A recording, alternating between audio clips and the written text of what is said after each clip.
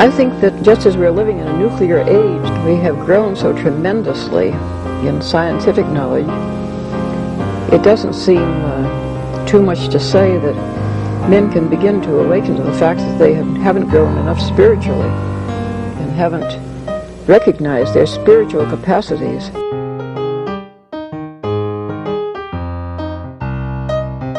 Once something like eating is death, then you've struck at the very heart of life. The enemy of the older radical theories may have been the ruling class, but today the stakes of whether we will reform ourselves into a new kind of human being, a new kind of society, whether we will find selves worth being, the stakes of it are simply life itself. If you appreciate this content and you'd like to support the Maurin Academy and what we do on the Political Philosophy channel, as well as Dustbowl Diatribes and our other content, and you'd like to get in on the live Q&A sessions for classes like this, I do this one every month, but there are other things that we do. We have lots of interesting discussions. So do check out the Maurin Academy Patreon and support us if you possibly can. Here is a good chunk of the lecture I gave on the two-party system, why the United States has it, and what we might have to do if we wanted to ever change that. We know, like, the United States is dominated by this two-party system of Republicans and Democrats, and we swing back and forth between them. And nobody, I mean, well, not nobody, but the vast majority of people don't seem to be happy with that. Okay. And yet it continues. And what I found was that the reason for that is very much structural. So it's not just that's what people prefer or that's what people chose at some point and then it's sort of hung in there, but rather it's very much sort of baked into the way that we have structured our electoral process. And I find that despite the fact that we're most interested in the presidential election, that we really do need to talk about the House of Representatives for most of the session, because by talking about how they are elected and how things are done at that level, we'll understand more why it is that we have this binary system at the national level with the presidential election, which causes us most of the time to vote for one of two candidates, neither one of which we're super excited about. Surely that's the case with most of the people in the Maurin Academy, because we would like something quite a bit different from either one of the two parties. So why is it that we're stuck with, oh gosh, I think I need to vote for the quote, lesser of two evils? So first of all, just a few facts about what the Constitution does and does not say. So we need to keep that in mind. The Constitution of the United States establishes the number of senators. Of course, there's 2 senators per state, regardless of the amount of population the state has. And then the Constitution stipulates that the number of representatives for a state must be proportional to the number of people in the state. Okay, so it does not actually state the number of representatives. That was done by law in 1929, and that could be changed. So that's something to keep in mind. That actually is kind of important. The practical upward number for a legislature, to be effective, it probably couldn't be a whole lot bigger than that, but it depends on how it's structured. Okay, so the Constitution does not limit the number of representatives to 435. The U.S. Congress did. And the Constitution does not mandate that we should have voting districts within states. That's what we have. Almost all states are carved up into districts, unless they're just so small and they have one district. So it does not say that we have to do that. It leaves a lot of discretion up to the states as far as how they want to actually vote, okay? It does not mandate that we have a winner-take-all system. Okay, that is up to the states too. And they could select a different type of system. So I mean, to kind of cut to the chase just a little bit, I think the big message I want to convey is if we were going to try to change the situation where we have just these two choices, it would probably not even need to be done at the constitutional level, as in making a constitutional amendment, because most of the problem is actually in the way that the states are structured. That certainly is a big part of it. And then at the end of this, I will talk about the electoral college system, which also is a big part of it. All right, so why do we have districts? For instance, in Kansas, we have 4 districts, so we have 4 U.S. representatives, okay? And we, of course, have 2 senators. Why do we have these districts? Well, for one reason, they favor the larger parties. And so the larger parties that were established fairly far back in US history have always pushed for that system. Okay.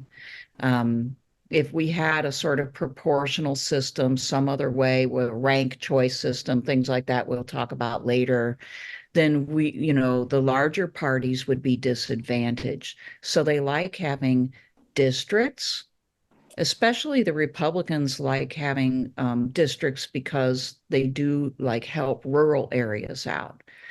They also like single member choice districts where each district votes for only one representative, but realize that's not the only possibility. Districts could vote for more than one. And they like the winner take all system because that favors the bigger parties, obviously. So um, if a state has to just kind of explain further, if a state like Kansas has just 1 or 2 really large cities and not much else, rural residents' votes are meaningless. Okay, they aren't going to be counted. So in Kansas's case, the whole like western half of the state just wouldn't be represented. So rural voters will never want to have these at-large voting systems with no districts. And statewide voting or large multi-member districts also favor the racial majority in a state. And one of the reasons why districts are used by states is because the judicial system has an eye on making sure that people's civil rights are not violated.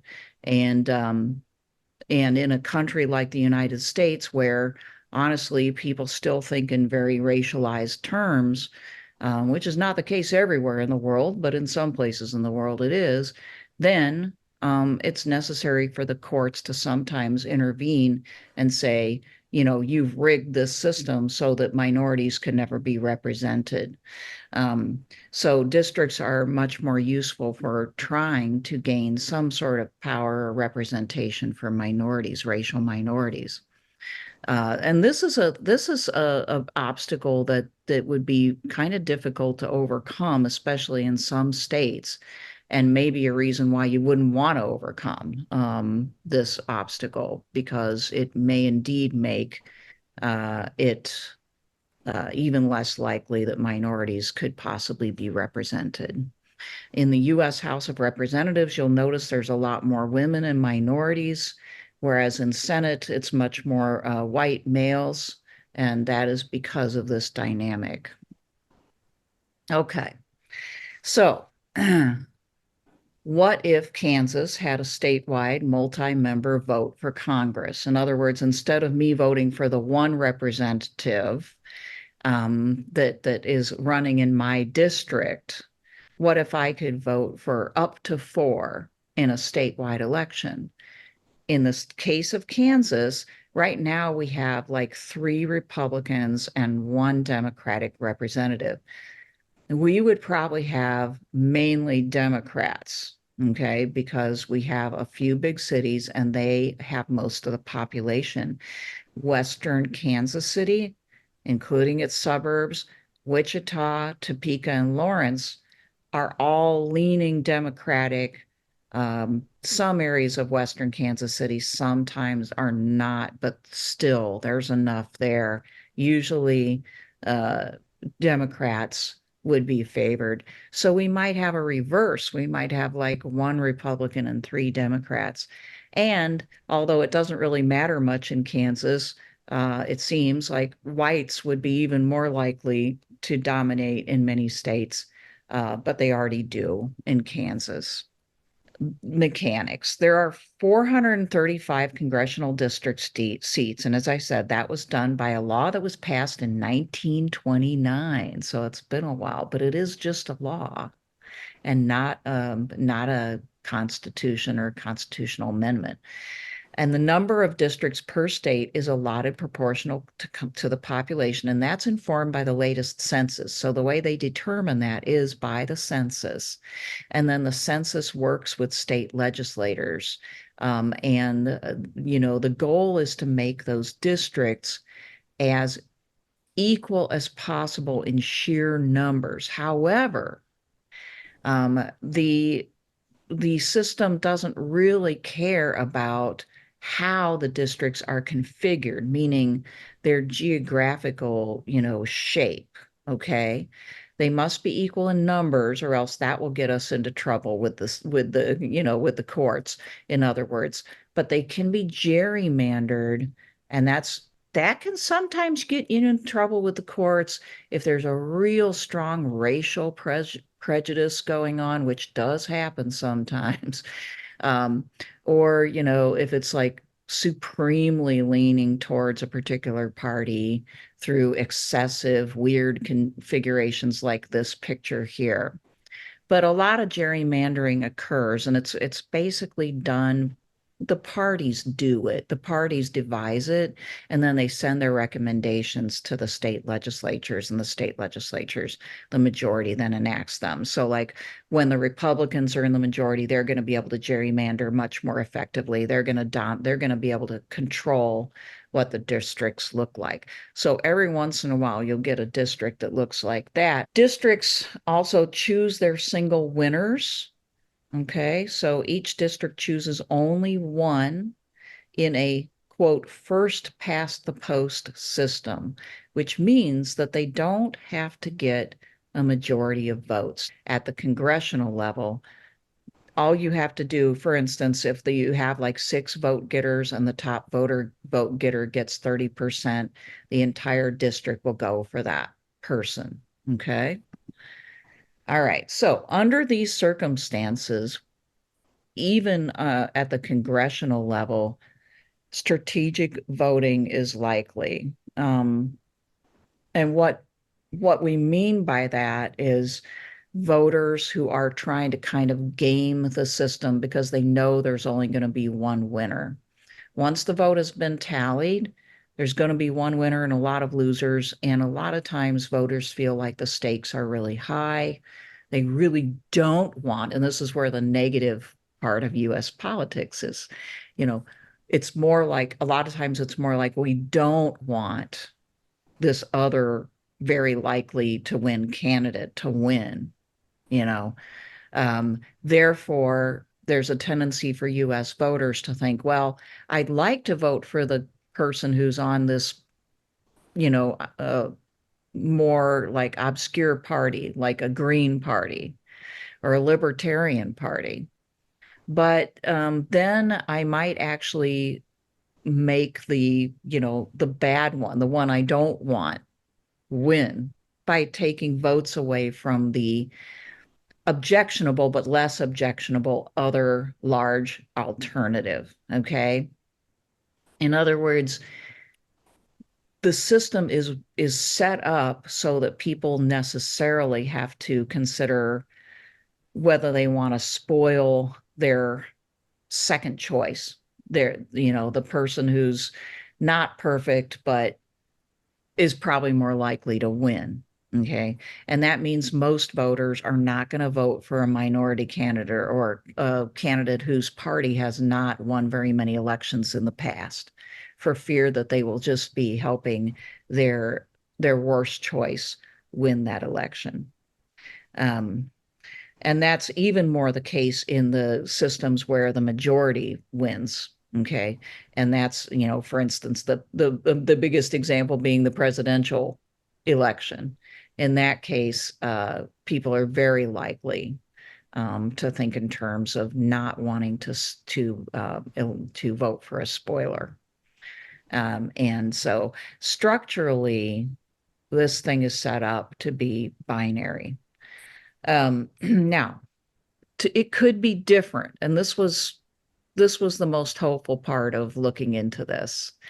My colleagues have been telling me about these things for a while, and we would still face an uphill battle because these ideas are shared by academics and by people who are really into party politics, but most other people still haven't even really heard of them. But there's a idea called ranked choice voting. And this is complicated, okay? And it would have to happen primarily with computers involved, right? But instead of just voting for one candidate in your district, let's say that you had like 8 total candidates, and you would be asked to rank all 8 of them from first to last. If one candidate got the majority, 51% or more on the first vote, they would just win and the election would be over. But that's not likely to happen in that case where everybody's ranking their choices, because that encourages people to think more freely about who they want to support. So otherwise, they go through a process. You don't have to re-vote, but they go through a process where they knock off the last candidate and they reapportion their votes. Their first place votes are then distributed to the voter's second choice, and until somebody wins. And that can take a while. As I say, AI might have to be involved just to make it happen in an efficient way. The biggest problem with ranked choice voting is it's hard to understand, and it might be opaque enough to bother American voters many of whom are already suspicious about our voting system, the multiple manipulations of voting that are needed, and the likelihood that it might not be understood by most people almost rules it out for me, because we have such a problem with that already. But there's no doubt that ranked choice voting would encourage people to think more freely and to express themselves more freely in the ballot box, and for new and different parties to come to the fore, actually. And then, in addition, we have this idea of fusion voting, okay?